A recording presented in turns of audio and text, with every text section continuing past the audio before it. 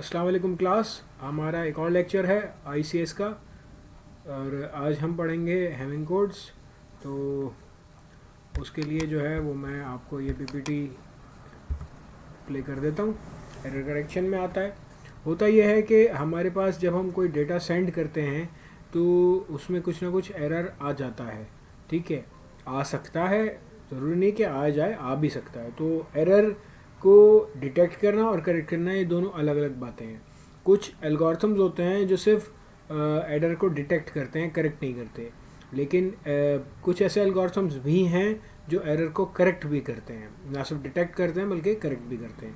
तो error correction को थोड़ा सा देख लेते हैं। Error correcting code is to include enough redundant information along with each block of data sent to enable the receiver to deduce what the transmission character or what the transmitted character must have been। कहने का मकसद क्या है कि एक redundant information, कुछ redundant का मतलब फालतू, बेसिकली रिडंडेंट का मतलब होता है एक ऐसी चीज़ जो बेकार हो, फालतू हो। कुछ ऐसी रिडंडेंट बिट्स भेजी जाती हैं एक्चुअल डेटा के साथ ताकि हमें जो है हमारी हेल्प आउट हो सके एरर करेक्शन में। ठीक है, हो सकता है एरर करेक्शन हो, करनी पड़े, ना करनी पड़े, किस बिट पे करनी पड़े, किस बिट पे ना करनी पड़ेगी। तो वो रिडंडेंट बिट्स जो हैं हमारे लिए हेल्पफुल होती हैं।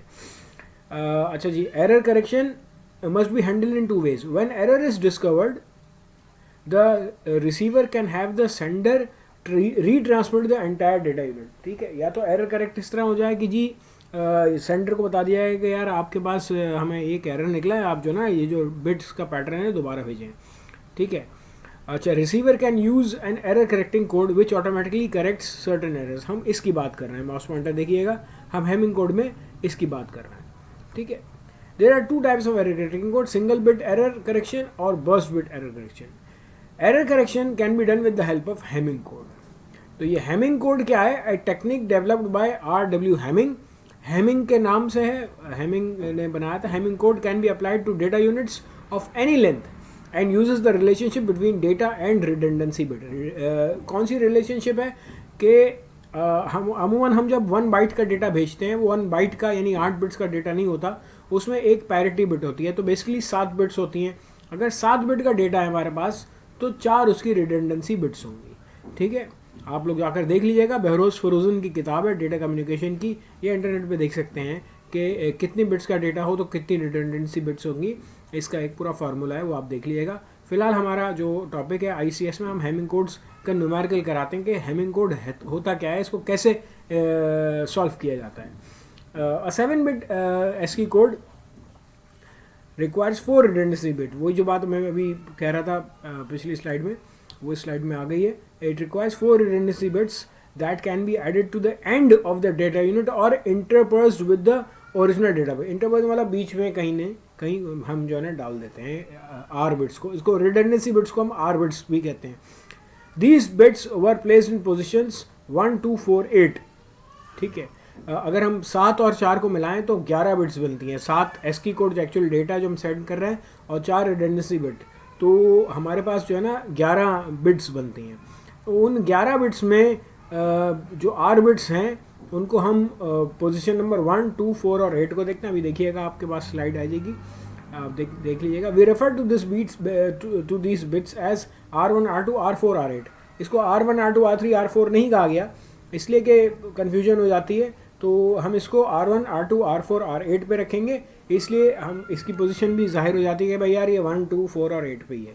ठीक है, तो let's don't waste some time ending, हम आगे चलते हैं। ये देखें रिडंडेंसी बिट जिसकी मैं बात कर रहा था इसमें, कि ये जो रिडंडेंसी बिट्स हैं ये आर आर आर आर। ठीक है, तो जिस पोजीशन पे जो है उसका नाम R1, R2 और R4 और R8 है। ठीक है, रिडंडेंसी बिट्स हैं। ठीक है, बाकी डी डी डी और आप देखेंगे यहाँ पे 7 Ds हैं। ठीक है, अच्छा, तो जैसे कि हम बात कर रहे हैं कि ये 7 Ds हैं और इनका कोई नंबर नहीं होता। ये जिस ऑर्डर में आपको डेटा दिया जाएगा उससे हम उसको 1010 के फॉर्म में लिख देंगे। ठीक है, तो हम आगे चलते हैं। In the Hamming code each R bit is the VRC, vertical redundancy check bit for one combination of data bits. Vertical redundancy check कैसे निकालते हैं? R1, R2, R3, R4 और R8 की वैल्यू। ठीक है, वो जो है हम अभी आपको न्यूमेरिकल में करवाएंगे। अच्छा, R2 is another combination of data bits and R4 and R8 भी होगा। वो कौन सा कॉम्बिनेशन होता है? वो ये होता है कि R1 जो है वो बनेगा बिट नंबर 1, 3, 5, 7, 9 और 11 से मिलकर। ठीक है, ये कैसे मिलकर बनता है, ठीक है, वो हम जो है अभी अगली स्लाइड में देखते हैं। अच्छा, अगली स्लाइड में जो है अगर आप लोग न्यूमेरिकल करना चाहें अपने पास कॉपी पेपर पे तो वो आप कर सकते हैं। आप अपने पास कॉपी पे नोट कर लीजिएगा कि हो सकता है आपके पास क्वेश्चन आए कि भाई इस डेटा बिट के लिए आप मुझे हेमिंग कोड निकाल के दो। Hamming code R1, R2, R4, R8 की कैलकुलेशन को ही कहते हैं। आपको डी दिया जाएगा, यानी डेटा दिया जाएगा एग्जाम्पल के तौर पे। We shall compute the values of all R bits for the example data 1001101, यानी 1001101। हमको एज इट इज उठा के हम इसको जो है कि वो इसमें अपने न्यूमेरिकल में रख देंगे। ठीक है, होगा क्या, हम सबसे पहले एक ब्लॉक बनाएंगे।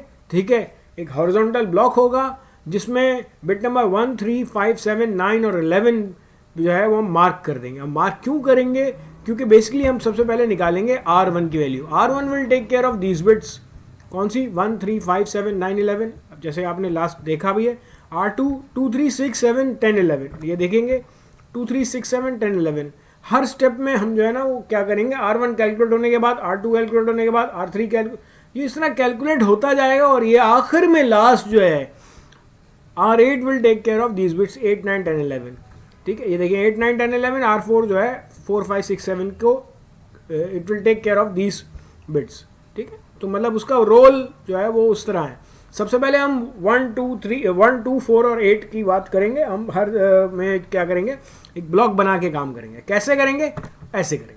डेटा आपको याद होगा 1001101 है, तो हमने उसको एज इट इज रख दिया 1001101 1001101। जहाँ डी की थी वैल्यूज वहाँ पे हमने 1001101 डाल दिया।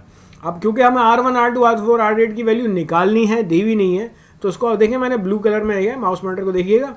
अब एडिंग R1 याद है आपको किन किन बिट्स का टोटल था, मतलब किन किन बिट्स से आया था?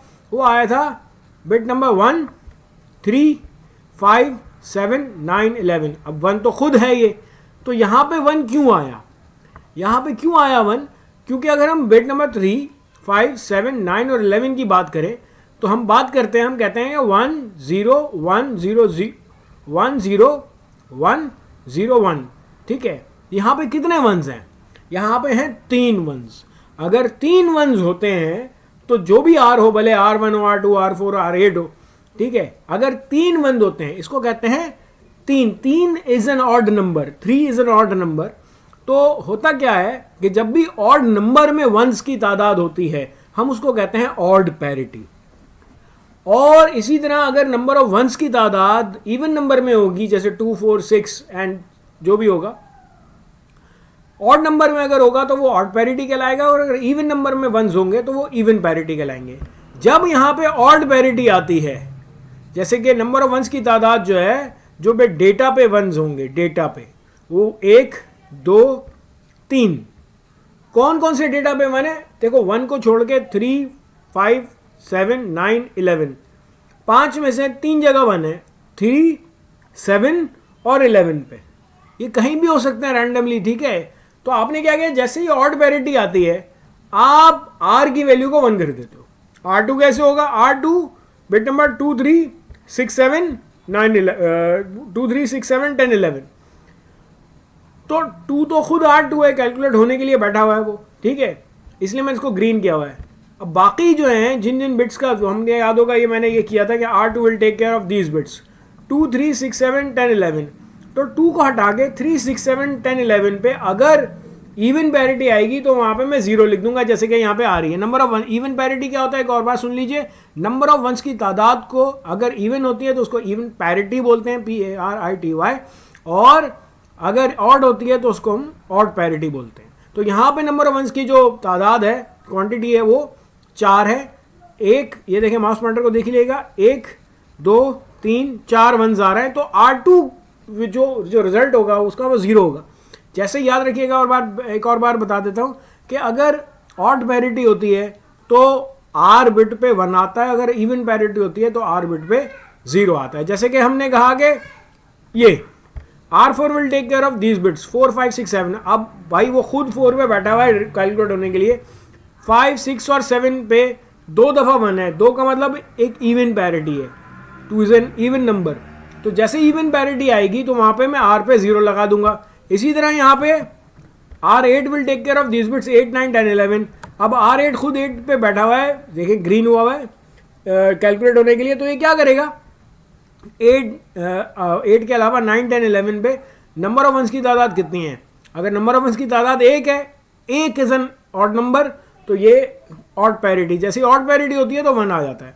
बेसिकली हमारे पास जो डेटा कैलकुलेट होके आया वो 100 110 और 1 था, लेकिन उसमें जब आर बिट्स हमने डाल दी तो हुआ ये कि जब हमने उसमें आर बिट्स डाल दी तो हुआ ये कि ये 7 से +4 7 + 4 11 बिट्स का डेटा बन गया। अब ये वाला डेटा सेंड होगा, ठीक है। Now this is data is ready to be send. ठीक हो गई बात, हम आगे चलते हैं। फॉर एग्जाम्पल हमने डेटा भेजा था 100 111 00101, ये डेटा था हमारा, लेकिन जो रिसीव हुआ है, जो हमने सेंड करना था ये, लेकिन जब रिसीव हुआ है तो इस वाली बिट पे एरर आ गया। इसको कहते हैं सिंगल बिट एरर, ठीक है। Burst bit error, burst bit ऐसा होता है कि जगह जगह एरर आ जाता है या एक साथ 2-3 बिट्स पे एरर आ जाता है, ठीक है। तो मैं आपको बताने क्या लगा हूँ, बताने लगा हूँ कि ये जो आर बिट्स हमने निकाली इनका काम क्या है। इनका काम ये है, होता ये है कि हमने 100 101, ठीक है, इस 100 101 00 101 जो भी डेटा हमने क्या आर बिट्स कैलकुलेट कर ली, ठीक है। हो सकता है आर बिट पे एरर आ जाए, हो सकता है डी वाली में किसी एरर का मतलब यह है कि जो हमने सेंड किया था वो गया नहीं है, ठीक है। फॉर एग्जांपल हमने अगर सेंड किया 0 चेंज हो गया 1, हमने सेंड किया 1 चेंज हो गया 0, ठीक है। चेंज हो जाना उसको कहते हैं एरर आना। तो आप ये देखेंगे वही चीज़ मैंने लिखी, even parity R0, if odd parity R1, फिर से R1 R2 R3 R4 R1 R2 R4 R8 की वैल्यू कैलकुलेट होंगे। उसी तरह अब उस पूरे कंप्लीट डेटा पे पहले 7 पे हो रहा था, D's पे हो रहा था, अब क्या होगा, अब R भी इसमें शामिल होगा। वही प्रोसेस है, in order to find out कि अगर कोई एरर आया तो कौन सी बिट पे आया, बिट नंबर 7 पे आया। अभी 7 कैसे कैलकुलेट होगी, ज़बरदस्ती नहीं है। R1 will take care of bit number 1 3 5 7 9 11। इनके ऊपर 1 कितने हैं, 1 1 2 1 3 1। 3 1 का मतलब होता है ऑड पैरिटी। जैसे ही ऑड पैरिटी होती है तमाम बिट की आर बिट की वैल्यू को 1 कर देते हैं, ये 1 हो गया। इसी तरह R2 will take care of these bits, तो ये देखें 1 2 3 1 आ रहा है, ऑड पैरिटी है। R4 will take care of these bits 4 5 6 7, तो 4 5 6 7 पे 1 1 आ रहा है, अगेन ऑड पैरिटी 1। और R8 will take care of bit number 8 9 10 11। पहले 8 पे खुद बैठा हुआ था कैलकुलेट होने के लिए R8, आई थिंक आपको याद होगा अभी, तो हमने देखा था R8 खुद बैठा हुआ है, उसके लिए हमने 8 को हटा के 9 10 11 किया था। अब जब हम कैलकुलेट करते हैं कि कहीं इसमें कोई एरर है या नहीं है, तो हम कहते हैं यार इसमें 8 को भी शामिल कर लेंगे। तो 8 9 10 11 मिला के ये 2 दफ़ा 1 आ रहा है, 2 दफ़ा 1 का मतलब है इवन पैरिटी। और ये देखें इवन पैरिटी, रिमाइंड करा दूं, इवन पैरिटी पे R0 होता है और ऑड पैरिटी पे R1 होता है, तो यहाँ पे इवन पैरिटी है लिहाजा 0 आएगा। अच्छा, हम करते क्या हैं, हम इसको रिवर्स ऑर्डर में लिखेंगे 0 1 1 नॉट 1 1 0 0 1 1 1। तो 0 1 1 1 बाइनरी में बनता है डेसिमल का 7। It means that the 7th bit is corrupted. इसका मतलब है 7वीं बिट पे 0 नहीं आना था, 1 आना था। आपको याद होगा कि 7वीं बिट पे ये देखेंगे आप लोग, ये देखिए अपनी स्क्रीन पे जहाँ माउस पॉइंटर है, 1 1 1 हमने कैलकुलेट किया था, ये देखें हमने 1 1 1 कैलकुलेट किया था, लेकिन हमने सेंड क्या किया है 7वीं बिट पे एरर। ये सेंड हमने किया था 1 1 1, लेकिन जो 7वीं बिट हमने जैसे सेंड की थी वैसे नहीं पहुंची 0 पे, तो रिसीविंग एंड पे ये चेक होगा, ठीक है। सेंडिंग एंड पे आर बिट्स कैलकुलेट होती हैं, हेमिंग कोड बनता है और हेमिंग काम एक्चुअल करता है रिसीविंग एंड पे। अब सवाल ही पैदा होता है कि स्टूडेंट पूछेंगे कि सर अगर यहाँ पे एरर नहीं आया तो क्या होगा। भाई अगर एरर नहीं आएगा तो ये जो बाइनरी बनेगी ना 0 1 1 या 0 कुछ भी बनने के लिए 0 0 0 बनेगी। 0 0 0 का मतलब होता है कि यहाँ पे कोई एरर नहीं है, ठीक है। 0 क्योंकि बिट नंबर 0 नहीं है ना, यहाँ पे देखो कहाँ है बिट नंबर, बेसिकली 000 का मतलब क्या होता है कि भाई कोई एरर नहीं है।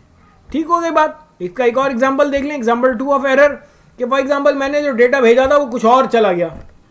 ठीक है, तो देखो जो R1 R2 R4 R8 की वैल्यू आई है 0001 आई है। अब ऑब्वियसली हम इसको उल्टा रिवर्स ऑर्डर में लिखेंगे 1000। 1000 बाइनरी में होता है, डेसिमल बनता है 8। It means that 8 bit is corrupted. तो जो भी बिट करप्ट हो गई है उसको रिवर्स कर दो। ठीक है, तो एक तो हमें डेटा ये देखा कि जब डेटा सेंड होता है तो सेंड होने से पहले आर बिट्स कैलकुलेट होती हैं, वो 4 बिट्स होती हैं हेमिंग की बिट्स, और ये काम आती हैं सेंडिंग एंड पे। एरर पता नहीं आया नहीं आया, चलो चेक कर ले, तो वो चेक जब करता है तो वो पता चलता है उसको 7वीं बिट में या 8वीं बिट में या कोई सी भी बिट में एरर आया तो वो उसको वहीं पे रिवर्स कर देता है। एरर का मतलब है कि अगर मैंने जो भी सेंड किया था वो उसका रिवर्स हुआ तो वापस से एरर के इफेक्ट को रिवर्स कर देता है, तो वो डेटा हमारा प्रॉपर जो है ना प्रॉपर हो जाता है। इसके और भी न्यूमेरिकल्स हैं, सिर्फ ये न्यूमेरिकल नहीं है, और भी बहुत सारे न्यूमेरिकल्स हैं। पेपर में देख लीजिएगा, पास पेपर में देख लीजिएगा, इंटरनेट भरा पड़ा है इससे। ठीक है, जो भी है आप इसको आगे इसको लेके जाएं। ठीक है, सिर्फ ये do not stick to this. तो हम जो है ना यहाँ पे अपने लेक्चर को ख़त्म करते हैं। ICS में किसी और टॉपिक के साथ इंशाल्लाह ताला अगला वीडियो पोस्ट करूँगा। ठीक है, टिल देन इसकी प्रैक्टिस ज़रूर कीजिएगा और टेक केयर। अल्लाह हाफिज़।